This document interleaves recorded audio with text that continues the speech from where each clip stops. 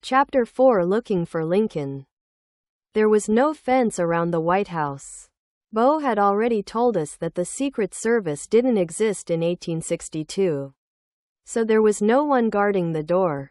It was weird to just walk right into the White House. It was even stranger that a woman in a yellow dress and matching hat held the door open for us. No one was going to stop us. We were standing in the entry hall. There was a long hallway and 2 staircases. Which way? I asked Bo. I hoped Bo knew enough about the White House to help us find President Lincoln. I've read about American presidents. I've even visited Washington, D.C., Bo said with a shrug. But I've never actually been inside the White House. May I help you? A young man in a long black coat came up beside us. He told us that he was the president's secretary. We're looking for President Lincoln, I said, still surprised that we'd just walked right into the White House. Do you know where he is? Quote, well, he said, I would not go that way. He pointed downstairs. The executive mansion was built on swampland. The basement stinks. Then he added, the president's office is upstairs. We quickly thanked him and rushed up the stairs 2 at a time. We had to find President Lincoln. America needed him to issue the Emancipation Proclamation. Over here. Jacob found an open door. We went inside. This can't be the president's office, I said. On the far side of the room was a small stage covered with a thick velvet curtain. A basket of puppets sat on the floor. Zach picked up a marionette. Forget Lincoln. Let's do a show instead. He made the puppet dance. No way, Jacob checked the watch. We don't have time. Bo and I practically flew down the hall. Zach was already there. This place is huge, I complained when I ran into Bo in the hallway. He hadn't found the president either. Until the end of the Civil War. The White House was the biggest building in America, Bo explained. We checked 2 more rooms together. No sign of President Lincoln. We were in a green room. The wallpaper was green. The carpets were green too. Civil War maps were tacked to the walls. And newspapers were spread on the desk. More newspapers were lying on a side table. And even more newspapers had been tossed in 2 baskets on the floor. Way to go, Jacob. I did a little happy dance. This must be Abraham Lincoln's office. But where's the president? Quote, a man came into the room. He wore a dark suit with a shirt that buttoned all the way up to his neck. Wow, that's William Seward, Bo whispered to me. I have a biography about him at home. He looks just like he does in the pictures. He wanted to be president but ended up being the Secretary of State instead. Excuse me, Mr. Seward, I said. Have you seen President Lincoln? Quote, I was just coming to look for him. William Seward seemed nice at first. But then his face turned angry. Wait a minute. How do you know who I am? William Seward asked with a growl. And what are you doing in the executive mansion? Quote, we have to talk to the president, Jacob told him. And we don't have much time. William Seward stared at us for a long moment. Spies! He suddenly shouted. I found spies. He grabbed Bo by the neck of his shirt. Do you know what we do to spies? Quote, Bo's face went white. He mouthed the word. Prison. Prison. Zach choked. Let's get out of here. He stared at the pocket where Jacob had stashed the time travel machine. But before Jacob could get the computer, William Seward grabbed him by the arm. With one hand holding Bo and the other on Jacob, he dragged the 2 boys into the next room. Zach and I had no choice. We had to stick with our friends. So we followed.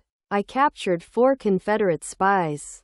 William Seward shoved the boys toward a back corner. He grabbed my shoulder and Zach's arm and pushed us into the same corner. I caught them snooping in the president's office. The 4 of us scooted back against the wall, as far away from William Seward as we could. Oh, Bo gasped, looking around. These men are all in that book I told you about. He tilted his head toward a man sitting by the window. That's Salmon Chase, the Secretary of the Treasury.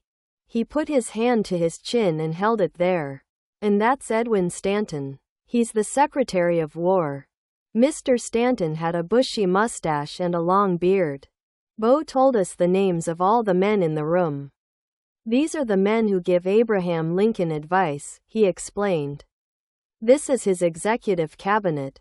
He was amazed. And they are going to send us to prison, Zach reminded us. We should get out of here.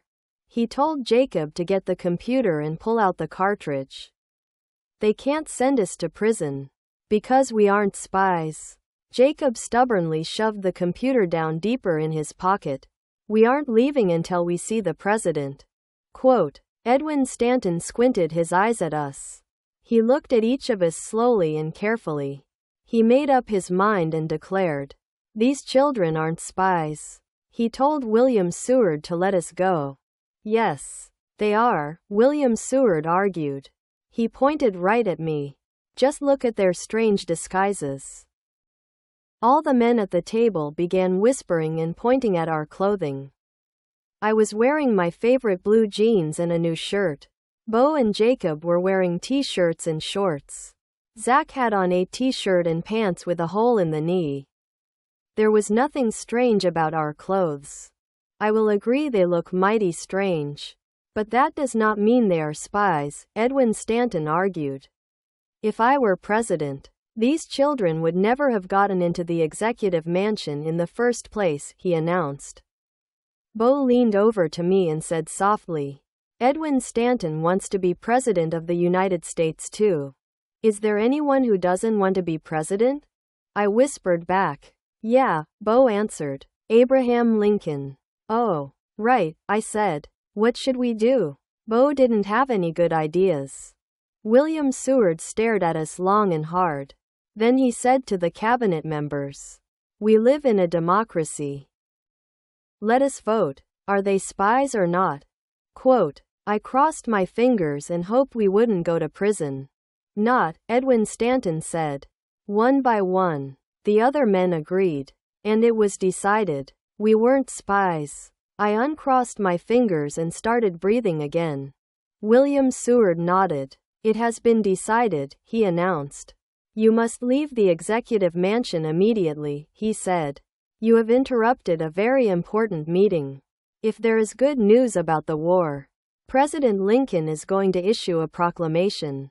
The war is not going well. And I bet my teeth he is not coming, Edwin Stanton said angrily.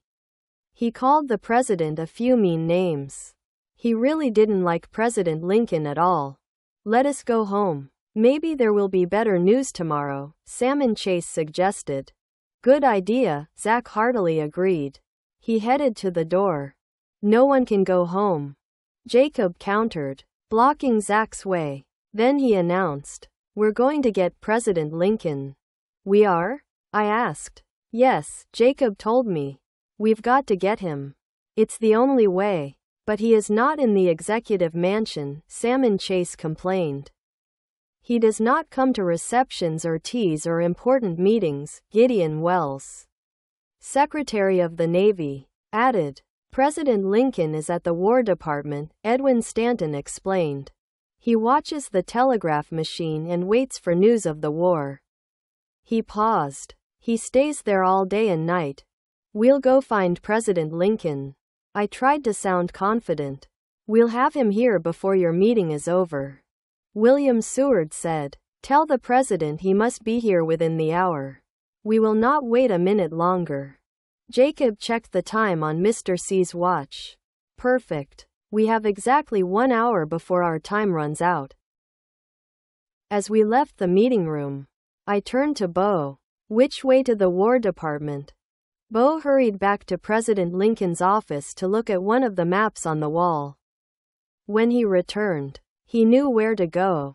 Great, I said. Let's get Lincoln.